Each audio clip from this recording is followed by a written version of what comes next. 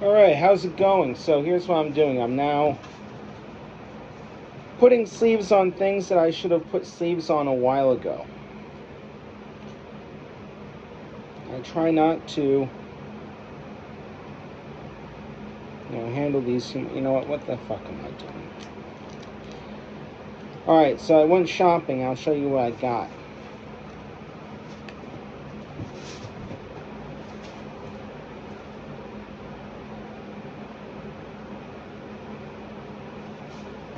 We got these Bowman. I'm gonna get more of these. I'm not opening these. Not until later. Or actually, what I'm going to do with those cards, I'm going to get a whole bunch of those boxes. I'm going to keep them unopened. And then I'm going to sell them right around the when the World Series goes. Reason for that is because the print run will be done by then. There will be no more Bowman. There will just be like Series 2, Series 3. I don't know. It's going to be pretty much no more of those. And those are the ones that have the good stuff that people chase for. Now, baseball is not like Pokemon. Baseball is a flipper's game. Baseball is, you're not here for forever. You are buying these cards and you are selling them. Pokemon, those are like equities. These are like stock options. You get these things, and then you find someone to buy them. So that's what I'm going to be doing tomorrow. I'm going to meet a guy. The guy wants to buy them. I thought he was in New York or something. I'm like, yeah, you sure you want to meet up? You sure you want to make the trip down here? Which is like what? From New York, when I would drive from New York, because I'm originally from upstate, it'd take me like 16 hours to get down here. 14 here, 16 to Jacksonville. A little bit over, actually. I think like 16 to get here, 18 to like get to Jacksonville after you take a couple stops to refill the truck or like whatever, So this is, a thing. The guy wants to buy here. He lives in the same neighborhood as me down here, which is nice. That's good. That's nice. It means he's not broke. A lot of people in this game that are. Nothing wrong with that. You just need to flip and get yourself up. But I'm saying, like, sometimes people who are not capitalized for this and are trying to do it as a way to get up, sometimes they're not that ethical in how they do things. Doesn't mean I won't do business with anyone. I ask no questions. You give me straight up product and you tell me, hey, this is what I'm selling, and that's it. I look at it, it looks good, it checks out for me, done and done. If it turns out to be a scam, fuck it. Because I do so much volume that it's really not a concern. So when I say I do volume, I mean by buying. Tomorrow will actually be the first day that I will actually sell a card in my life. It'll be baseball cards. We're going to see how Cardboard Empire actually cashes out. So that being said, I don't know. We just don't know. I might be pulling in a couple grand. I might be pulling a couple thousand, or a couple grand, or a couple hundred. I don't know. Depends on what the guy wants to buy. If he wants to buy every single one of my high value stuff, it's going to cost him. Because, I'll tell him, look, maybe we can work this out. But I also kind of have a feeling that he is tied in with the network down here, where he's going to buy from me and he's going to go and be able to flip some of that. Now, here's where that comes in. If I know that, and if he pays me right for what I'm offering, if it's $1,000 plus, what I'll do is I'll go and invest a shit ton more, get the cards that he likes, whatever his criteria is, because everyone's is different in this shit. I don't know. Everyone's got their own thing. And that will be it. Done and done. So here, I'm going to get these out of the way. So, even though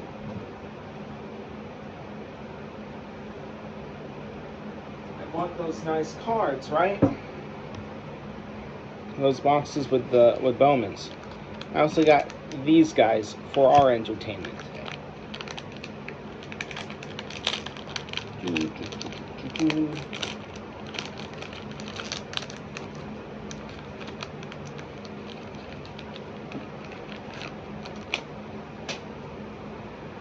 Alright, nobody, rookie.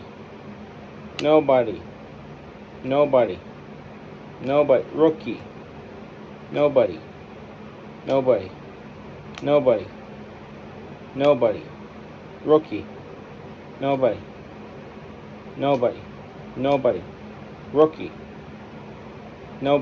Rookie.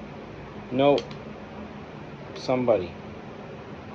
Austin, Wells, Yankees, and it's got the Topps thing. Yeah. Nobody. Rookie. Nobody. He's a Yankee, but still nobody. Future stars.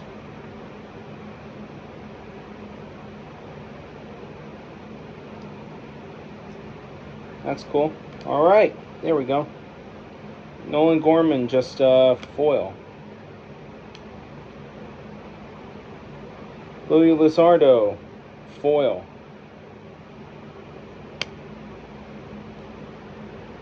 Ops leaders, 17, Kyle Schwarber. Boom. Stars MLB, Royce Lewis. Again, no rookie symbol. No rookie. Damn.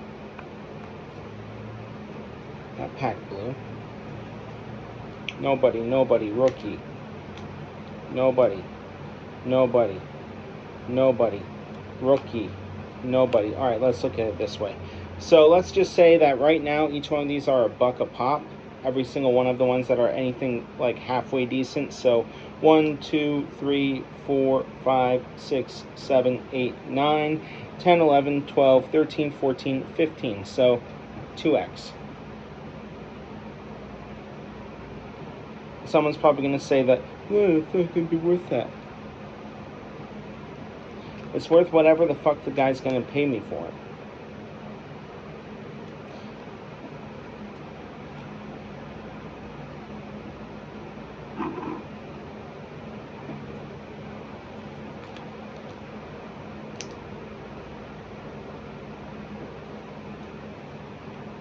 Yeah, these are all also going to get sleeved up and put into the pile of what I'm looking to sell this guy.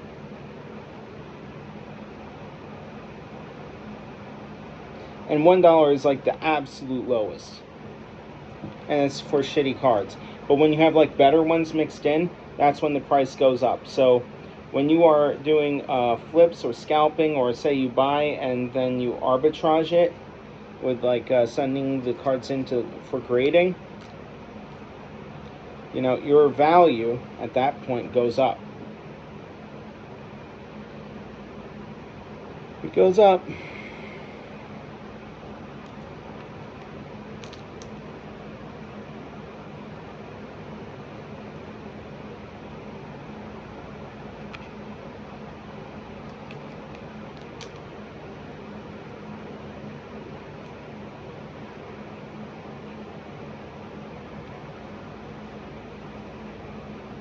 So each one of these packs are like $6.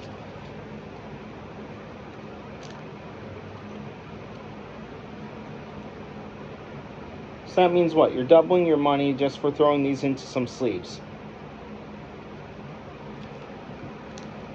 Probably even more. When you consider it, when you consider the whole thing, it's different.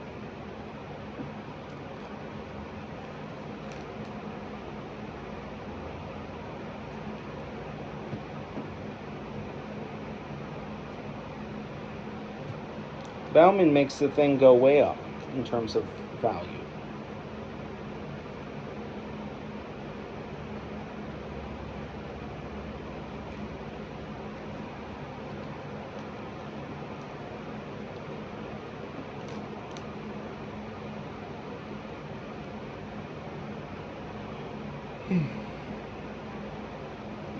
Let's make sure we didn't miss any.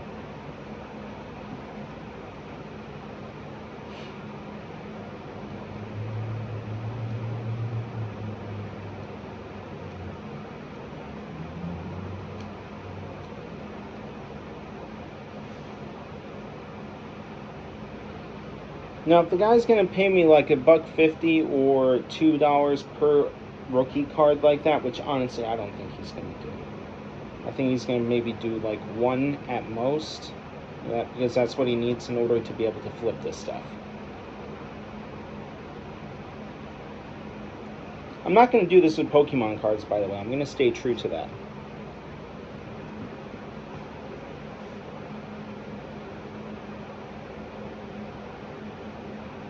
So, we've got that. We got these guys. At this point, I'm just harvesting. Let's see.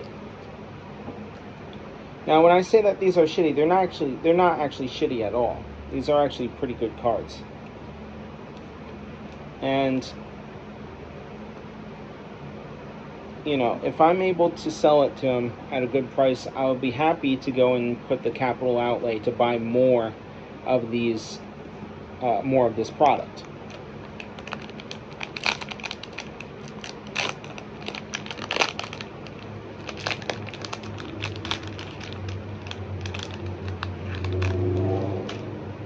All right, let's see. That's a team, still nobody.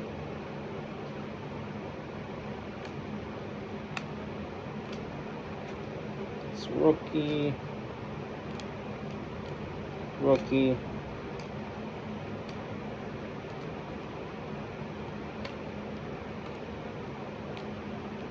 bunch of stars, rookie, future stars,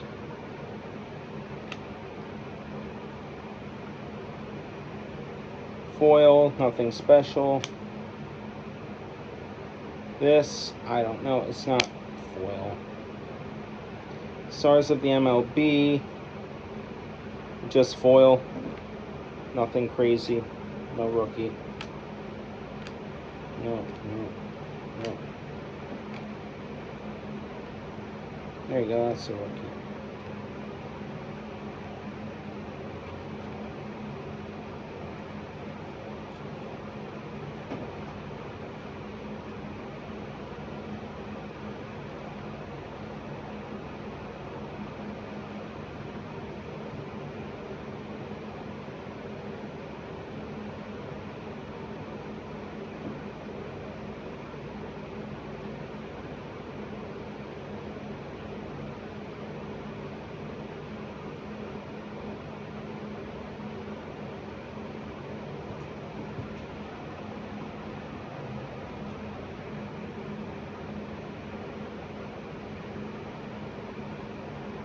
Choice.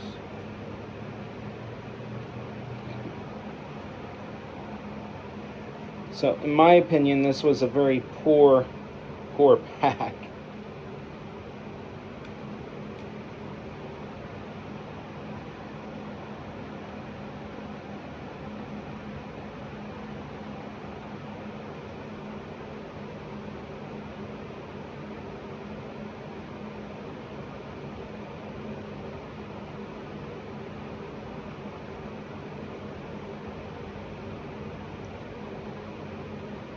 Oh, there's one.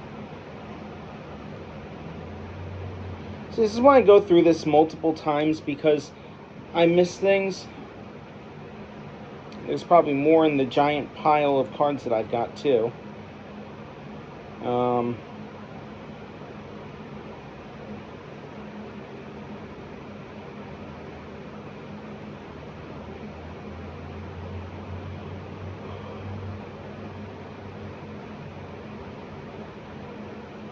now that I'm used to the pop-out feature of these cards, I can finally get by it.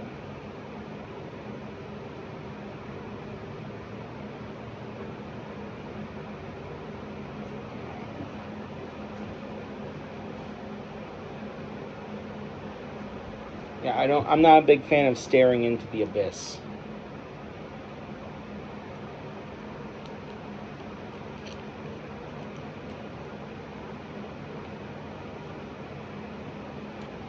Yeah, I don't understand these double cards like this. And to me, it just doesn't seem like they're valuable. They could be. I don't know.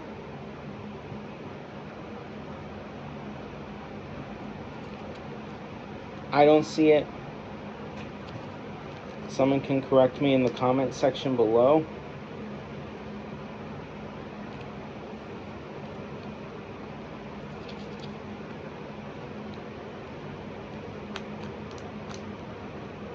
Yeah. Anyway, as far as updates on the legal stuff is concerned, I got a hold of some people through back channels, and they don't understand why what they did was problematic, which is problematic in itself when it comes to SEC stuff. In the end, I'm really not gonna like push it too hard because there's like so much other stuff that needs to be, brought into the open.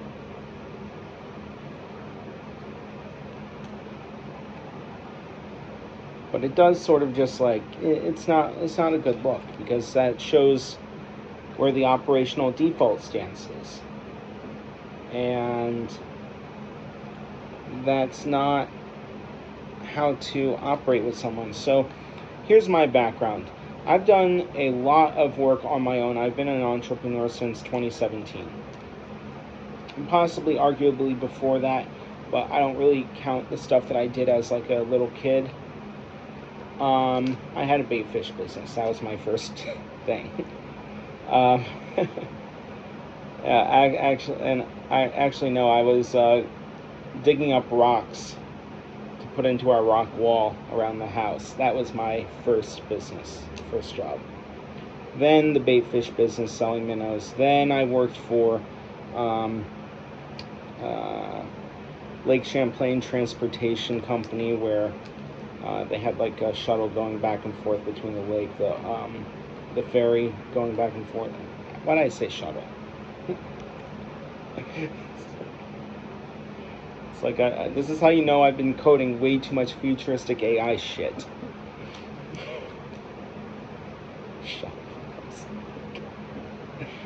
Good innovation. So I worked there for one summer. That was second year of college. I think that was probably the best. I think that might actually have been the best job that I ever had. The only one that I didn't get fired from. I mean, it's funny.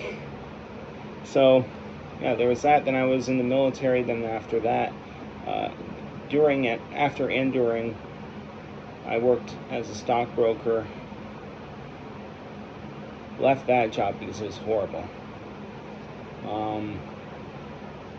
Then I went and pretty much worked as a bouncer, worked as like freelance stuff, did a bunch of consulting work, started Braxis Partners in 2017, May 2017. Had a bunch of tech projects, all just completely flopped, and for various reasons I'm not going to go into it because there's, it's what happens. And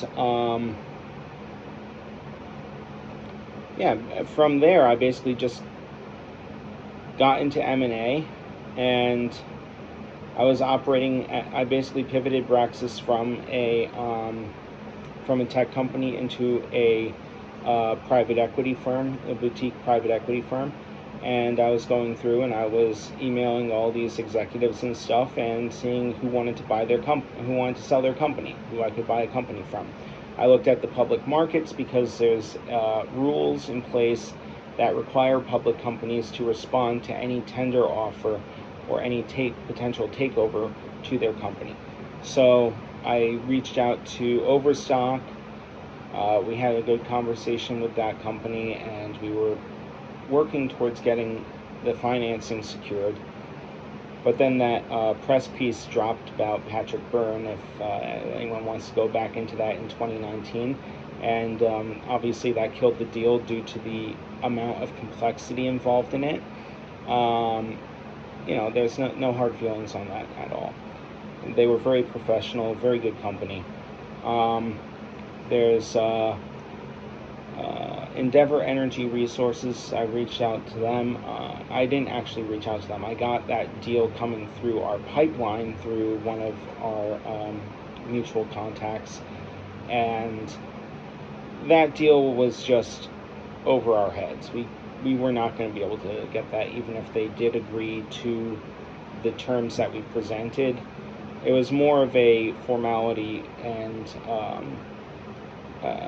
it was more of a formality as opposed to a real acquisition conversation. So those sorts of things, that's sort of been like my experience. I also reached out to GE, and I was looking to purchase GE Aviation from them in 2019. I had a pipeline of around 20 different companies that I reached out to and was actively trying to acquire with a group of people that I met and basically had similar interests with at the time. And we got close a couple times, but anyone who knows how mergers and acquisitions work, there's a lot of formalities, there's a lot of ass-kissing, basically, and that's not how you acquire a company, because that's actually how you just get to say hi and leave on good terms and get shown the door and say, yeah, thanks for coming by and looking at our beautiful business. That's not how you take over a company. You need to have clause in it. But that's the thing that really bothers me about IAC, is the fact that they didn't have the courtesy to even talk to me in any kind of way, and after there has been this very complex breakdown over 10-year plus period. And they're not a company that I would want to acquire, really, but I am going to pursue this and provide this offer because someone's got to do something, and they are not the right kind of company to be public. They should be a private company. I understand where all their levers and things are and how they actually operate. And it's really, really difficult to model and to explain to shareholders and investors how the money flows in an